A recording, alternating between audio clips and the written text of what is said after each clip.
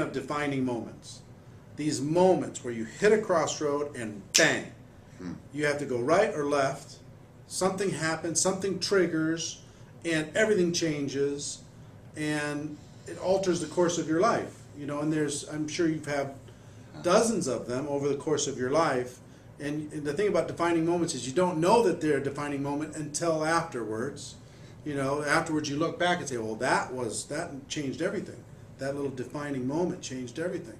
And when I talked to Nathan, and I know you work with Nathan, one of his defining moments, he went to a friend and he squirted the bottle and tripped through the thing, and he got mad and he said, you know what? No, you're wrong. I'm not going to let you rob me of my dream. And that was a defining moment for him. I know as I'm describing this, there's probably one that triggered into your brain. Yeah. What is that defining moment? Share that with everybody, if you will. Well, there's actually multiple that went through my brain. You asked me this yesterday, and thank you again for the gift of being able to spend time with you. That was fun. Unbelievable, you guys. Anyway, we'll talk about that more, I'm sure, another time. Huge blessing in my life to be able to be around people like Eric. Nice. And I hope that you'll come on the journey with us. You never know, we'll meet you someday and be masterminding with you.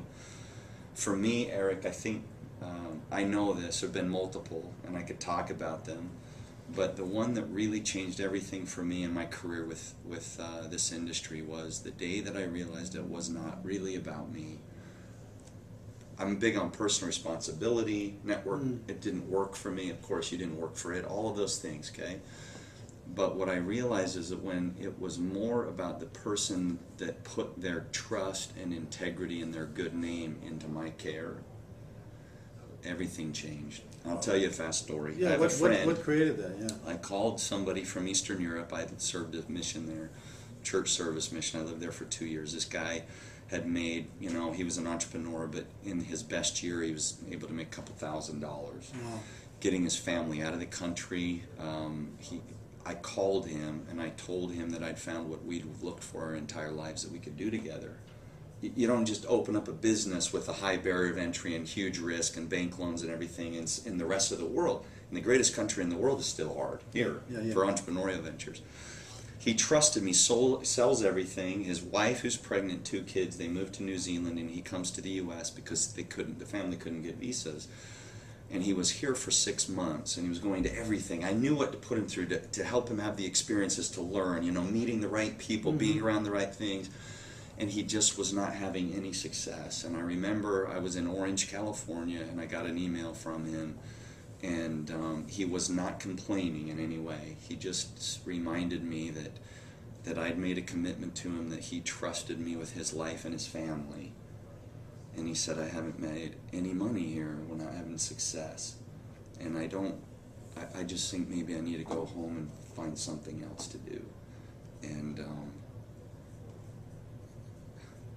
anyway, my life changed at that moment. Something changed inside me that'll never be the same again. He's today my highest paid distributor in the world. And we went back to Hungary, and Hungary became the #1 producing market for our company in short order, which is a small country, and you know, in all of big Europe. And his life's never been the same again. That moment changed everything when I really realized that if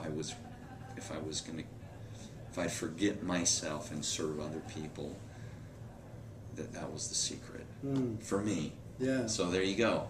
Well, that was a defining moment. Yeah, I guess. What a lesson, because so many people, they treat that new prospect, that new distributor, like a prize. Like they went out hunting and they got one. Boom, you know, I got one. You know, they hold it up as a trophy. They bring it to the meetings and they hold it up and, you know, hey, look what I got. I got this thing. And then they yell at it, and then they tell it to go to work, and they tell it to, you know, come on, get off your butt. Why are you doing this? Where's your belief? Oh, yeah. But when the transition happened, I've seen it with all the greats. When the transition happens, when you really invest in another human being, you look them in the eye, and you say, you know what? You know, we're going to make this thing go. We're going to make this thing work. That changes everything.